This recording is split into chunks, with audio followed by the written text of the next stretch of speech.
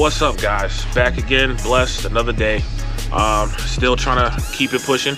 This one did not turn out the way I expected it to. It's kind of weird, but not really at the same time, because I only had myself to blame because a lot of things weren't like dialed in yet.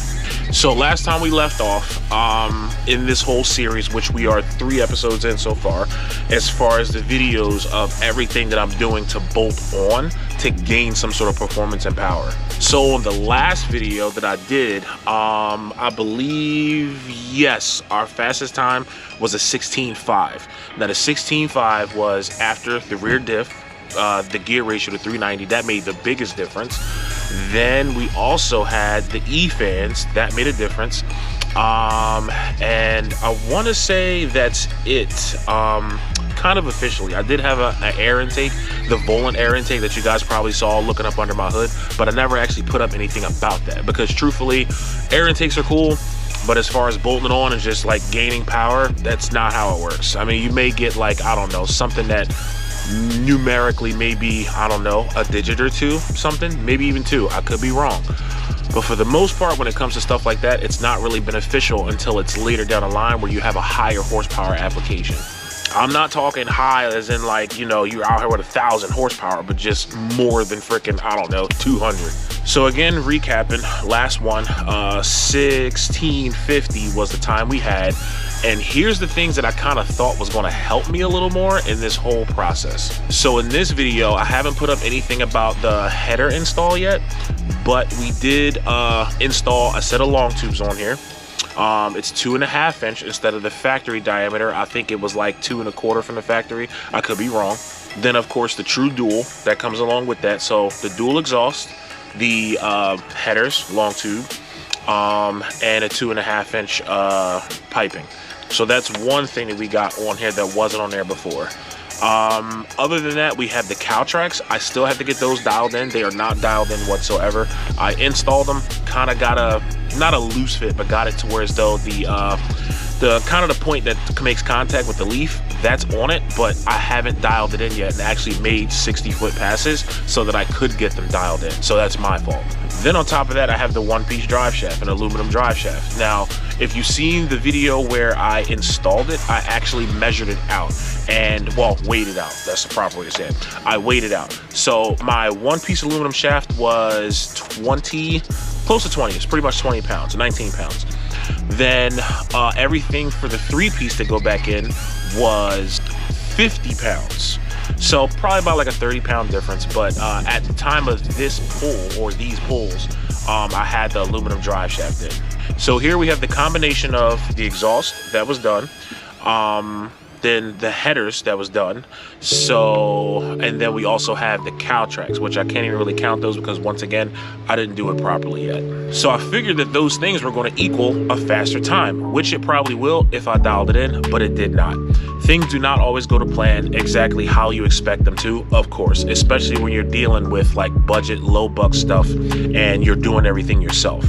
You're going to run into those things that kind of make you want to say, wow, what's the point? Because you're going to feel like you're making steps backwards. So you're going to see it's definitely going to be some slower times, and I'm going to struggle to try to get up to my time that I had last time, which I didn't even hit. And one of the big things that is really, really hurting me, and honestly got worse, which tells me that I'm adding a little bit of power. Once again, it's not like I freaking bolted on nitrous or rebuilt the motor, but I can definitely tell it's giving me something because the 60-foot is getting harder and harder because I am spinning more and more. Then it doesn't help with the weather, and I probably should bolt my slicks on. That's the whole point of freaking having them, is actually bolting them on and using them when the time comes.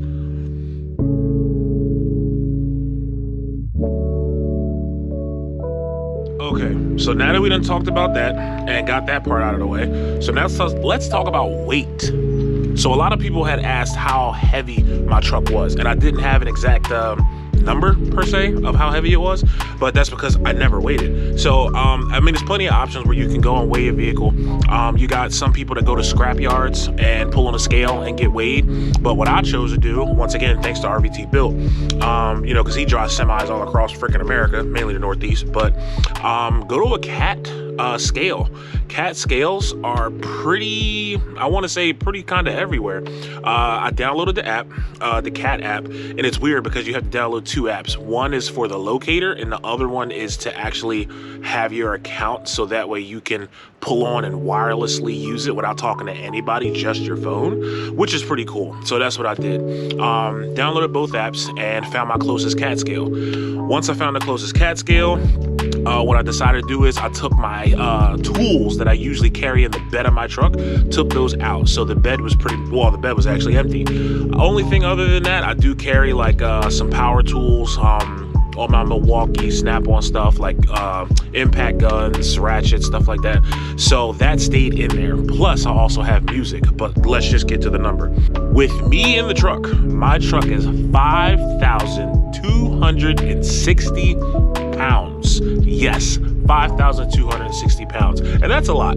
So the benefit that I would say with you guys is the numbers that you see me running, you are going to run faster. You are absolutely going to run faster than I do, because I have a lot of extra weight. Because I mean, it's a long story short, I'll talk about it later, but I try to do too many things with my truck and be a little too versatile where it can kind of bite me in the behind. So of course, the music is the biggest contributor. I mean, subwoofers, amps, the vocal speakers in the doors, the wiring, all of that stuff. I wouldn't be surprised if it came up to at least 500 pounds. I weighed a good portion of it, but I wouldn't be surprised if it ended up being around 500 pounds. Plus on top of that, I'm a big boy. I weigh about 450 now, especially after school. I gained all the weight back that I lost when I went to school. It sucked. So anyway, yeah, a lot of that weight is because of my extracurricular activities and plus myself. So you're going to make out a lot better than I do, because most people watching this are probably not going to have everything that I have. And then on top of that, the first weight that you're going to see, it's kind of placed weird because I wasn't sure how to pull in because I've never been there before. And of course, the first time I pull in, what do? I pull in backwards. I put the steering wheels, which is the front of the car, where the ass of the car is supposed to be, and vice versa with the rear. So it kind of gave me a wrong weight.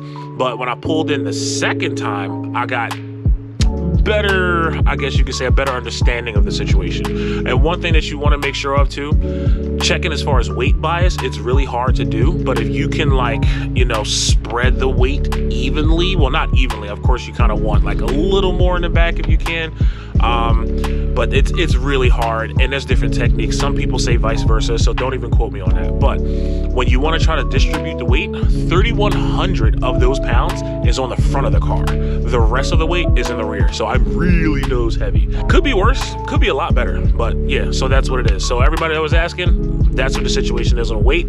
That is how you can get a weight for your vehicle, and it's not bad.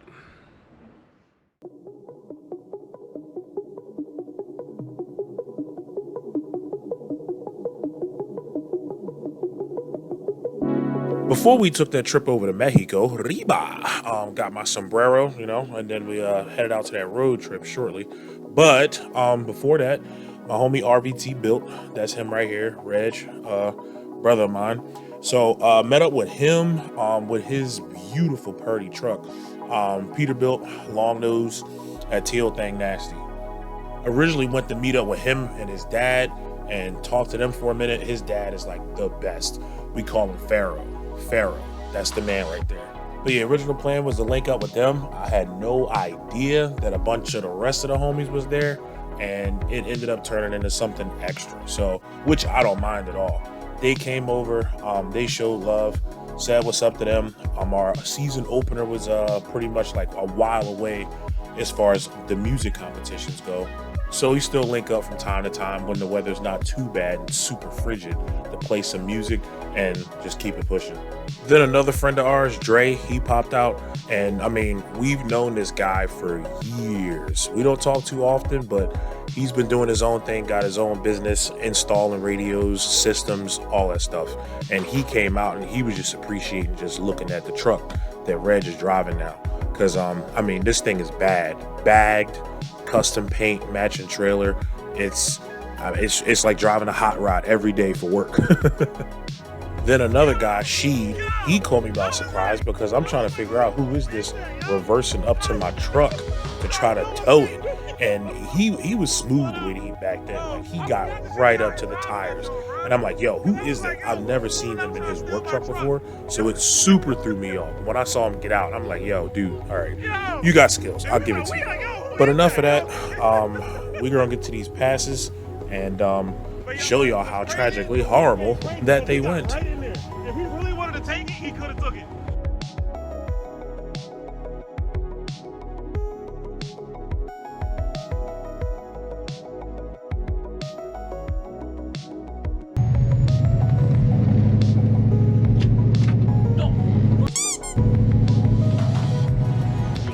What you were doing, outside lane or inside lane? I'll probably do the inside. Okay.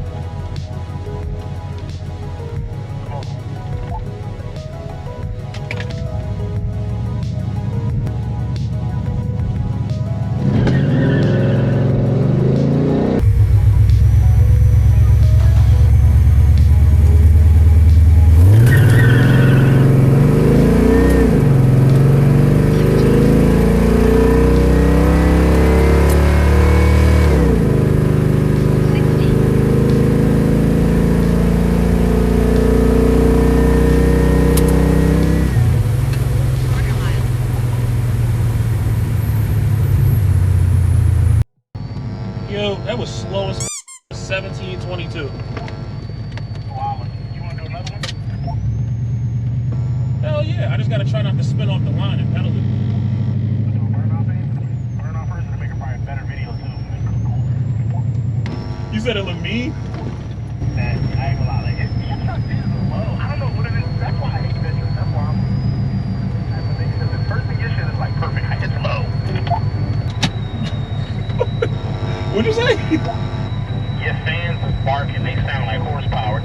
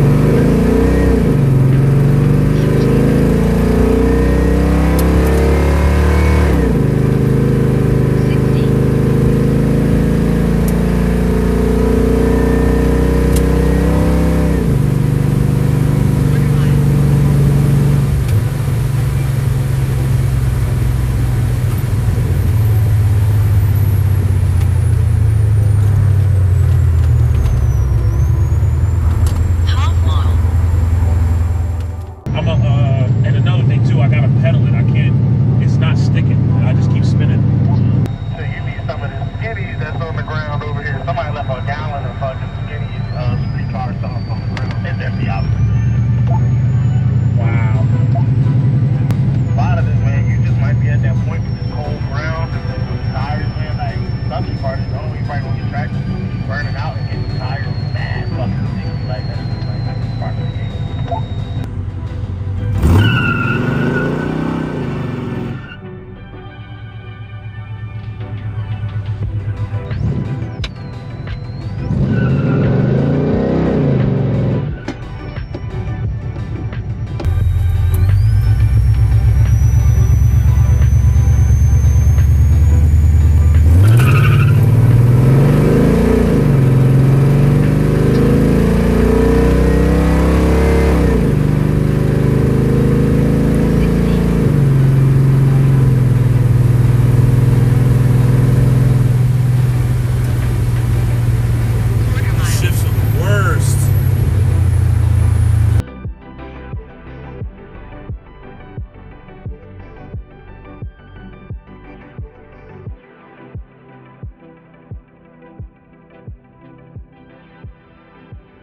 Yeah, so as you saw, not too great, but definitely a learning curve, and that's partial the reason why I do what I do on this channel, so that way you guys can see what else is going on and what to do, what not to do. And honestly, some of the stuff that doesn't work for me may work for you, but at least you actually have some real data to look at and see how it affects the performance in whatever you're trying to do and whatever you're trying to gain.